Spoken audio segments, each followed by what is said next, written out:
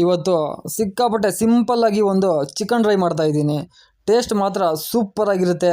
ಈ ಚಳಿಗಾಲಕ್ಕೆ ಹೇಳಿ ಮಾಡಿಸಿರೋ chicken recipe ಇದು. ಖಾರವಾಗಿ ಟೇಸ್ಟು ಸಖತ್ತಾಗಿರುತ್ತೆ.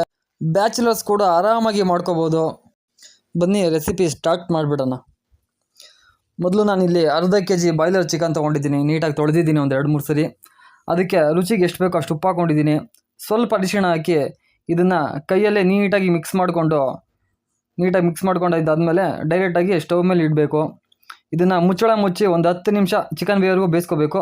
ಮಿಡಲಲ್ಲಿ ಒಂದ್ಸಲಿ ಓಪನ್ ಮಾಡಿ ಈ ಥರ ಮಿಕ್ಸ್ ಮಾಡ್ಕೊಳ್ಳಿ. ಒಂದು 2 ಸಲ ಮಿಕ್ಸ್ ಮಾಡಬೇಕು. ಮಿಕ್ಸ್ ಆದಮೇಲೆ ಮತ್ತೆ ಮುಚ್ಚಳ ಮುಚ್ಚಿ ಬೇಯಿಸ್ಬೇಕು.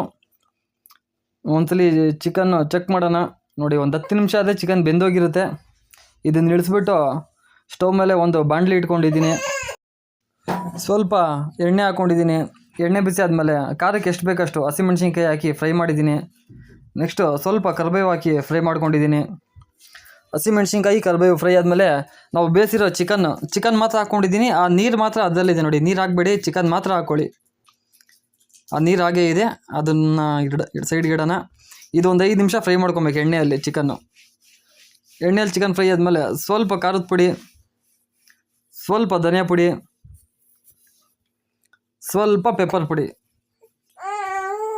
ಇಷ್ಟನ್ನು ಹಾಕ್ಕೊಂಡು ಒಂದ್ಸಲ ಇದನ್ನು ನೀಟಾಗಿ ಮಿಕ್ಸ್ ಮಾಡಿ ಕೊನೆಯದಾಗಿ ಸ್ವಲ್ಪ ಕೊತ್ತಂಬರಿ ಸೊಪ್ಪು ಹಾಕ್ಕೊಂಡ್ರೆ ಚಿಕನ್ ಡ್ರೈ ರೆಡಿಯಾಗುತ್ತೆ. ಸೂಪರ್ ಚಿಕನ್ ಡ್ರೈ ನೋಡಿ, ತುಂಬಾ ಸಿಂಪಲ್ಲಾಗಿದೆ. ಇಷ್ಟೇ. ಇದೇ ಥರ ಸಿಂಪಲ್ಲಾಗಿರೋ ರೆಸಿಪಿಗಾಗಿ ಸೋಮು ಕಿಚನ್ ಪೇಜ್ನ ಫಾಲೋ ಮಾಡ್ಕೊಳ್ಳಿ ದಯವಿಟ್ಟು. ಹಾಗೆ ಬಯೋನಲ್ಲಿ ನನ್ನ ಯೂಟ್ಯೂಬ್ ಚಾನಲ್ದು ಲಿಂಕ್ ಹಾಕಿದ್ದೀನಿ, ದಯವಿಟ್ಟು ಸಬ್ಸ್ಕ್ರೈಬ್ ಮಾಡ್ಕೊಳ್ಳಿ. ಹೀಗೆ ಸಪೋರ್ಟ್ ಮಾಡ್ತಾಯಿರಿ. Thank you friends.